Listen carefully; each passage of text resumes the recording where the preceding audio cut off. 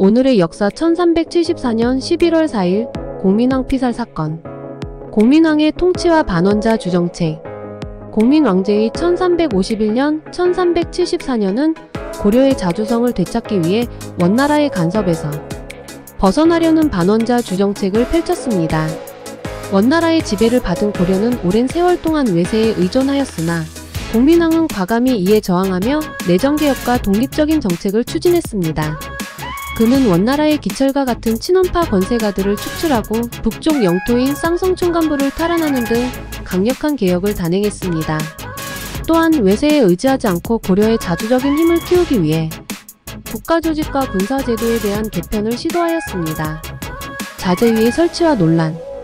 공민왕은 고려의 젊은 인재를 양성하고 정치와 군사적인 역량을 강화하기 위해 자제위라는 독특한 기구를 설치했습니다. 자제위는 젊고 유능한 인재들로 구성되었으며 공민왕은 이들과 함께 숙식하며 그들을 독려하고 교육하는 데 힘썼습니다.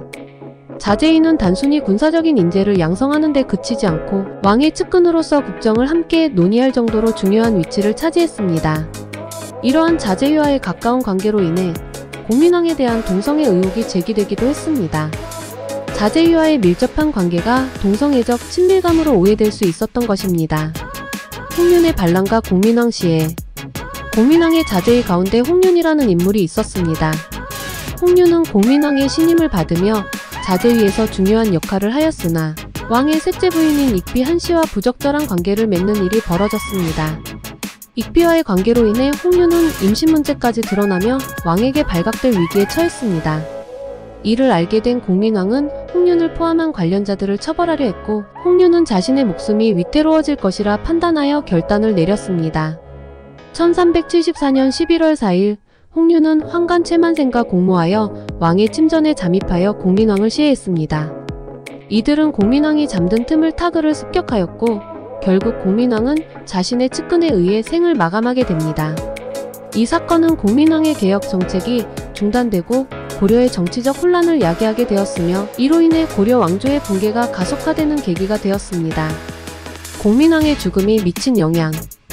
공민왕의 죽음은 고려 왕조의 몰락으로 이어졌습니다. 공민왕의 개혁 정책과 반원자 주정책은 많은 내부 반발과 정치적 혼란을 야기했으며 그의 시해는 고려의 왕권 약화를 불러왔습니다.